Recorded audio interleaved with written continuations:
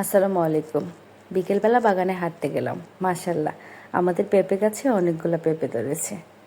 এটা দেখতে আমার খুবই ভালো লাগলো। আজকে পেঁপে দিয়ে একটা রেসিপি দেখাবো। পেঁপেগুলো এনে ভালো করে কেটে হালকা সিদ্ধ দিয়ে দিলাম।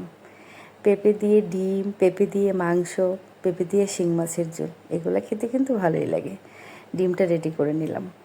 পাশেই হচ্ছে সুন্দর পরিবেশ, বাসায় এবং বাড়িতে দু জায়গাতেই রান্নাঘরের সাথে আমার খুব সুন্দর পরিবেশ, খুবই ভালো লাগে। কড়াইয়ে তেল গরম করে নিলাম, ডিমটা ঢেলে দিলাম।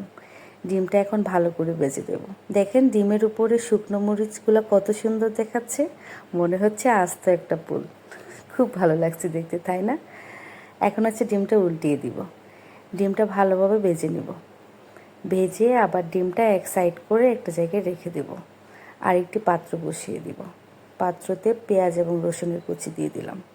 তেলের মধ্যে পেঁয়াজ এবং রসুনের কুচিটা ভালো করে ভেজে নেব।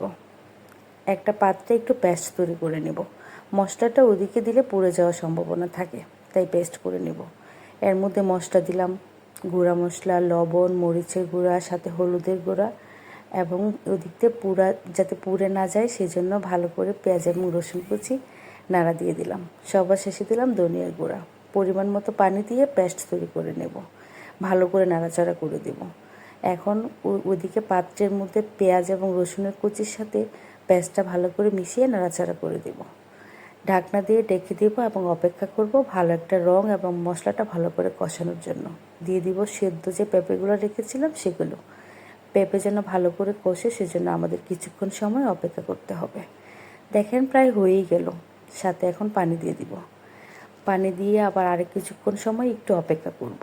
আর একটু ভালো করে নাড়াচাড়া করে দেব, নিচে যেন কোনোভাবে লেগে না যায়। যে ডিমটা রেখেছিলাম সেই ডিমটা ঢেলে দেব। এই তো হয়ে গেল। জানাবেন কিন্তু কেমন হলো। ধন্যবাদ।